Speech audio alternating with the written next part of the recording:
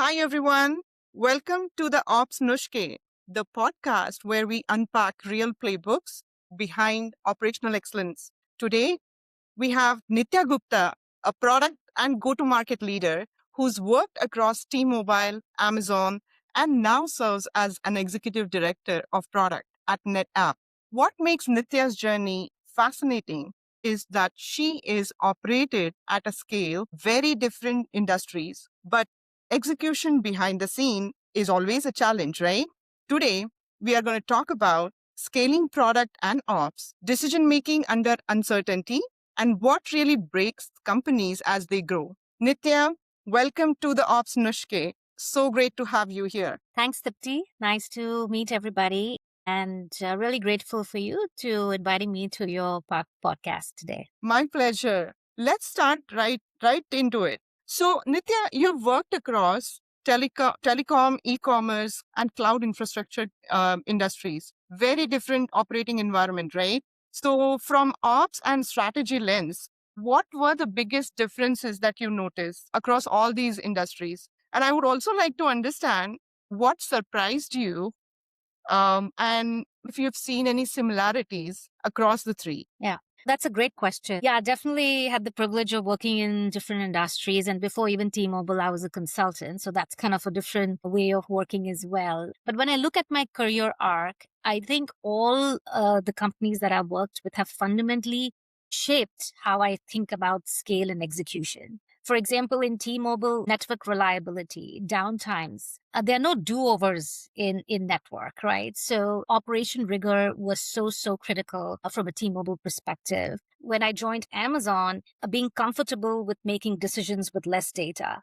and really working backwards from the customers. I really learned customer centricity obsession at Amazon. And today at NetApp, it's kind of a blend of both, but it's more about like user consumption, driving user adoption, and cloud acceleration. And so if you look at it, the common thread between all is scale, but the definition of scale changes. Whether you're talking about cloud infrastructure, you're talking about ecosystem velocity, or you're talking about customer impact. But yeah, I would say very three different industries focusing on three different grounding principles, but the end of it, each and every company needs to have that rigor of operations, but what rigor it is and what scale it's different. Wow. That's amazing. So, what I'm hearing is that industries may change, but the scale and execution muscle that we really need stays core for operations, right? Stays core, just the way you achieve it may differ. Mm-hmm. Right.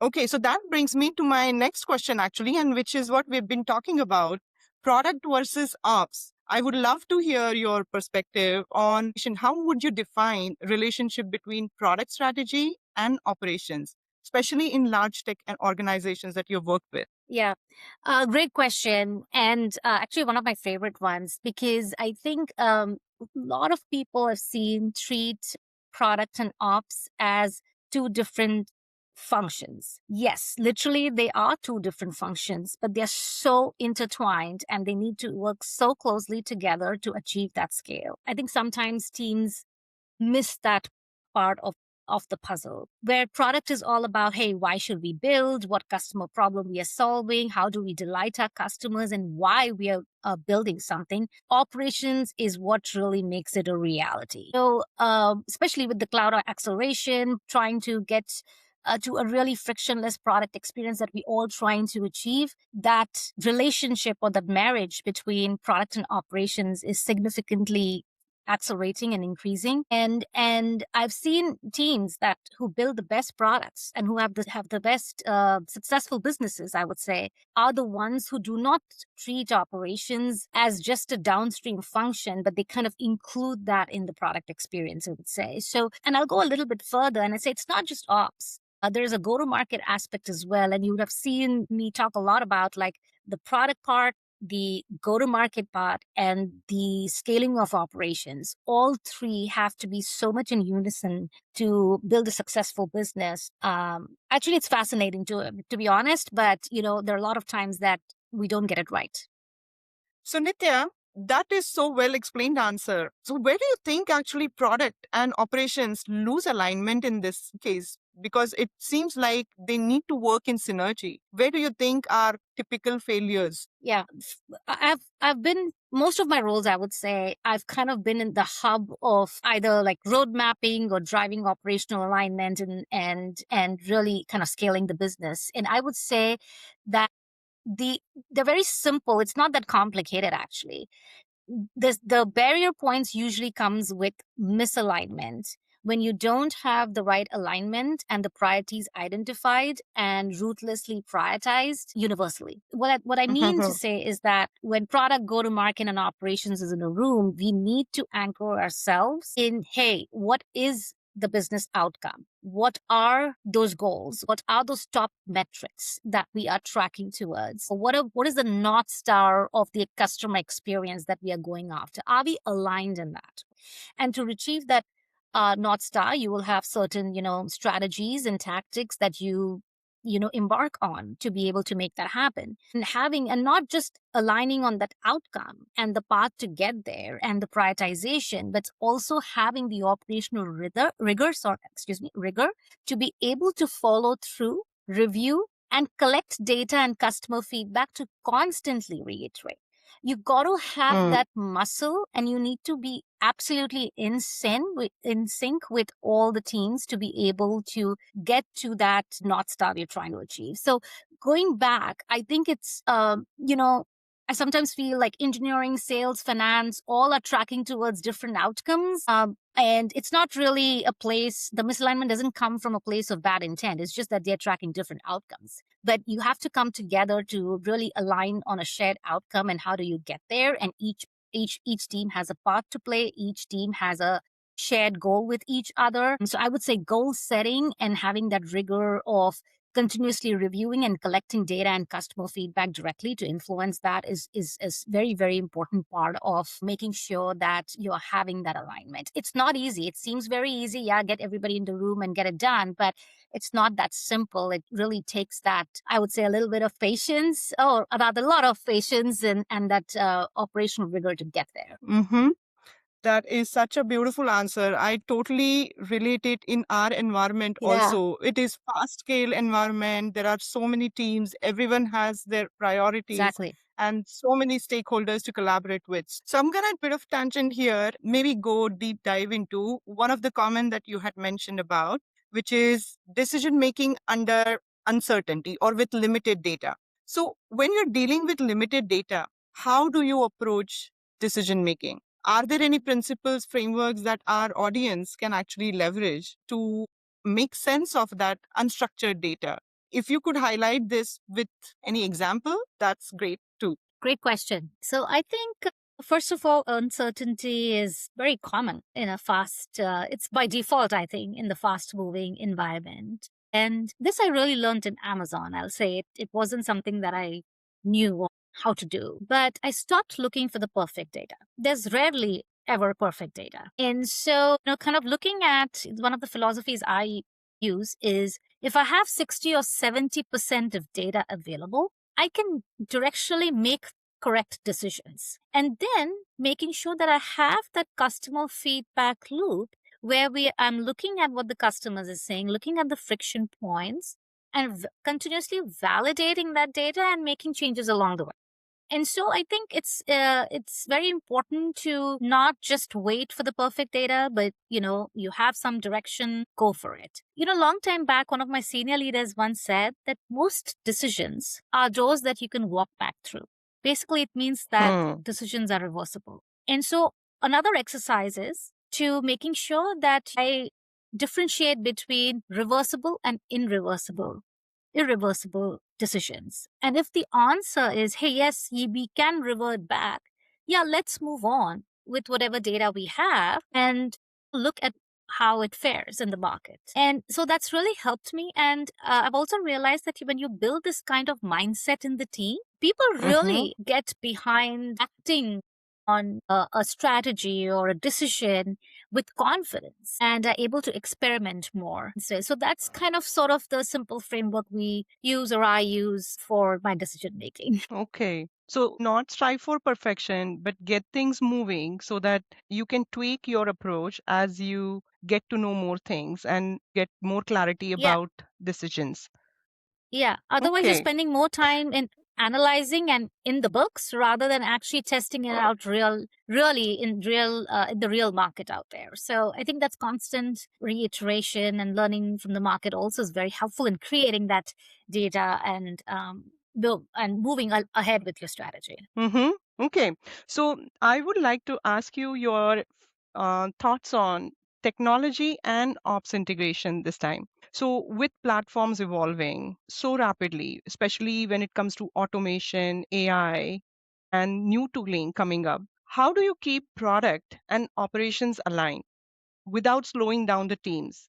I think partly you answered saying that not wait for the perfect moment or perfect Yeah. data, but are there any other things that you've seen that worked well in practice? Yeah, because I've managed so many different teams, I don't think it is product or operations or tech. I think there is just some basic things that they're ubiquitous. They go everywhere, those principles. And I feel like if I hone and ground myself on those, of course, you have to customize a little bit here and there. I think it's not that difficult. So I try to keep things simple. What I mean by saying is that whether you're in product or whether you're in technology, whether you're in operations, you have a set of goals and a set of metrics. Those metrics, there has to be a set of metrics or big rocks that are common amongst different types of teams, because ultimately we are all working within the same business. Our goals should be same within that business function. Definitely identifying those shared metrics. It could be customer friction, churn, revenue, whatever it is, and making sure you have the right dashboard or mechanisms to be able to publish them. But that's not enough, right? Then you have to have your operating rhythm to be able to make Mm-hmm. sure that these cross collaborating teams are coming together and discussing them. And I've also seen things go wrong. You have everything. You have the best dashboards. You have 20 slides with all the data you can think of, but you're so focused on just the data that you're not having the conversations.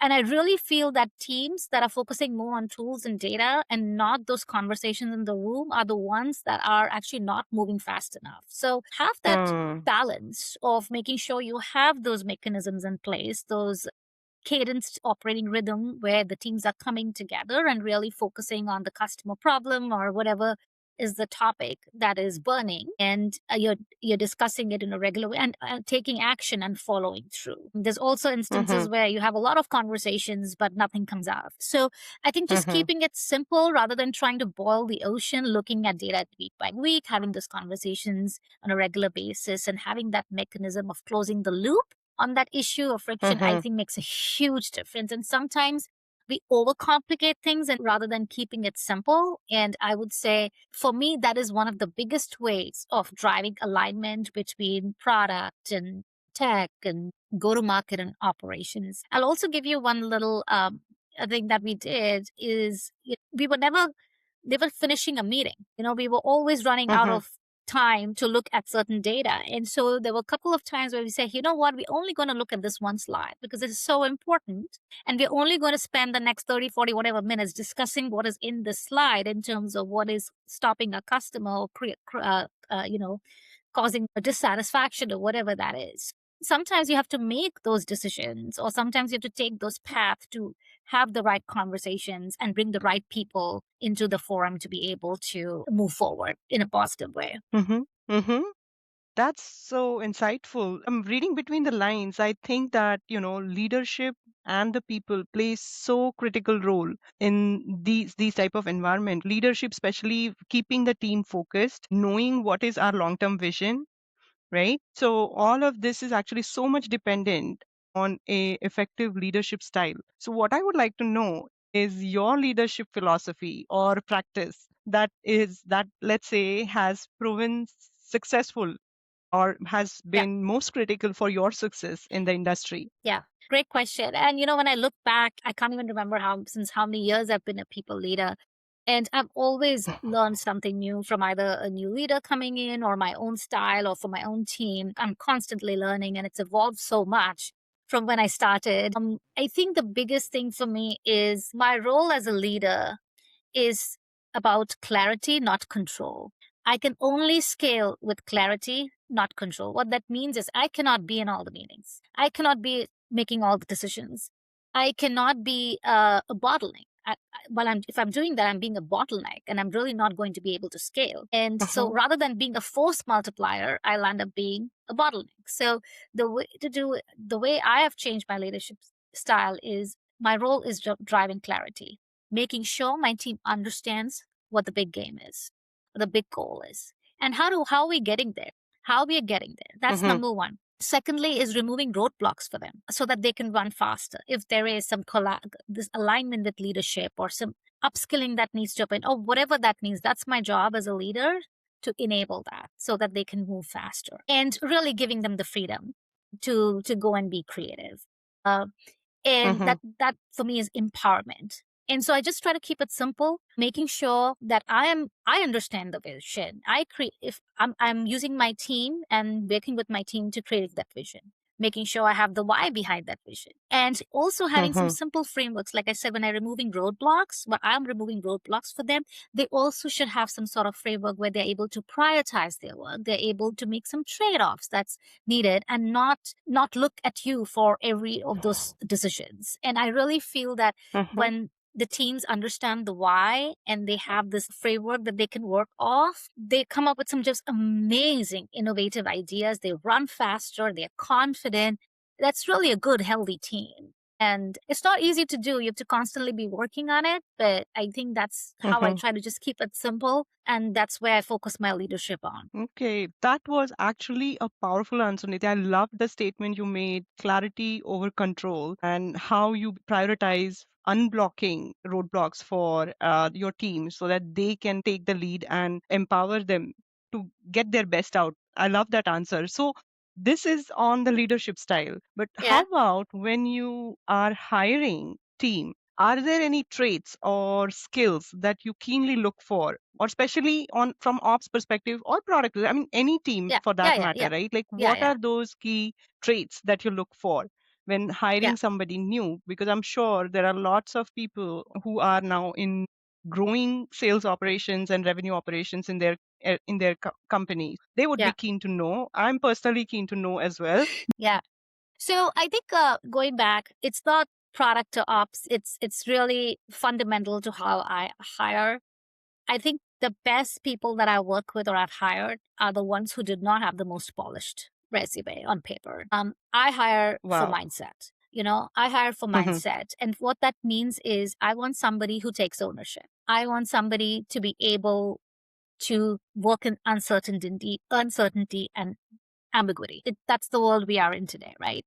So able to Mm-hmm. work that and who's able to think holistically, a little bit more end to end rather than, okay, I can only think about this one thing and I struggle with the other. And it's okay to struggle. It's about like, do you have that mindset to be able to think and expand your approach to a solution or to a problem? So for example, one of my Mm-hmm. favorite questions when I'm hiring is give me an example of a failed project. And I just leave it very sort of open ended and let them talk about it. I've got some varied answers. I've got varied answers from I've never failed, I've done everything perfectly, to people who have really gone and said, like, I failed in this project and I should have done this differently. And then this is how I did, and this is how I fixed it, and this is what I learned, and then this is how I applied it in the next, project. And I'm like, I love it because that just shows that person is able to self reflect, able to take failure, Mm-hmm. learn from them, Right. from that failure, and is able to apply. It never in a career or anywhere in life can be perfect. There are going to be failures. There are going to be more failures than successes, right? So, how are you able to kind of Mm-hmm. manage that, understand, learn from there, apply those changes? So, for me, that becomes very important. I think it comes down to it's not about failure, but I think it comes down to taking that ownership of a particular project or initiative from end to end. And that also shows that, yes, you can work in ambiguity and you have that agility. So that's how I typically hire. Of course, the candidate has to meet the basic qualification of the role you're hiring. But if you Mm-hmm. just ask me, I would hire more for mindset. Okay. All right. So that brings me to, I think, one of the most interesting questions, future of ops. So Okay. looking forward in next 2 to 5 years, yeah, what trends or innovations do you think will redefine operations and product scaling? What should ops leader be preparing in 2026 or in upcoming years so that they are actually ready for the changes? Yeah. Um, we all know we are in a fundamentally in an environment where things are really shifting and changing at rapid speed in the tech industry with the evolution of AI. Everybody, some people are worried, some people are excited. I definitely come in the camp of being excited, but understand the skepticism around it. I would say it's important to take a step back and look at how we've evolved. You know, AI is not just helping in insights today, but it's helping in execution, and it's only going to get better and better. Mm-hmm. So if you look today, can a system or product is able to provision themselves, they're able to optimize themselves and remediate themselves and without any human intervention. And if you look back how far we've come from all that manual work or manual run books, as I call it, so the evolution is pretty fast. So for me, I think operations will only evolve and it will become more and more autonomous. And I think that's the exciting part. So there will be a lot of opportunity of building intelligence into your operation functions or your operation mechanisms. I think it's feeling more and more less about managing systems, but Mm-hmm. building and designing intelligence into your product or your operations or your activities. And Okay. I would say this, AI is not just about automation of speed. If you kind of take a step back and you look, what it's really doing for us humans is removing some of the cognitive load that we have and freeing our minds to be able to focus more on judgment, more on creativity, more on intelligence. And so True. you have more time to work on strategy, right? Into really how you can move things forward. So I think that's the exciting part. And leaders or people who are able to make that mind shift in terms of, kind of blending intelligence into products combined with really scalable and autonomous operations, I think they'll be very successful. So in a nutshell, I want to say like expanding our mindset to be able to think more in terms of how do you build that intelligence and how do you use that for how do you scale. I would Mm-hmm. say that would be my take on, Okay. how operations leader or product leader should focus on. Wow. That was super interesting point of view. So now that brings us to our rapid fire round in Oh the boy. OpsNushkhe. Are you ready? Yeah. These are Okay. going to be Let's quick get ready. questions. First instinct, okay? And Okay. no long explanation. To maybe keep it one word, two word, but Okay. best guess. I'll try my All right. best. I'll try my best. Okay. So a leadership style that or habit that you had to actually unlearn as you scale. I don't have the answers for everything. Okay, that's a good one. A tool, system, or a ritual you can't imagine working without. Calendaring and planning the week. Okay, are you a list person by any chance? Do you make list to start with? I can get better at it, but Okay. I think I like to put everything in the calendar, whether it's even personal, stuff, not just work. It really Well, helps me keep myself organized. Yes, I do create lists, but I'm not very particular about it. I feel like okay. I have everything in my head, but that's not a good Oh, thing. I should make lists as I'm getting older, especially. okay. All right. One ops metrics that you always keep an eye on, like no matter what the Mhm. role is. I think productivity. Of Mm, course, in a GTM, it's sales productivity, but take that productivity is a pretty big, important metric in any ops role. okay. Your favorite book, sales or non-sales book, but that our audience should read. Okay. Um, can I say two books? Of course. Yeah. Okay. So, More the better. Yeah. yeah. So there's one book called Go Giver. Mm-hmm. Okay.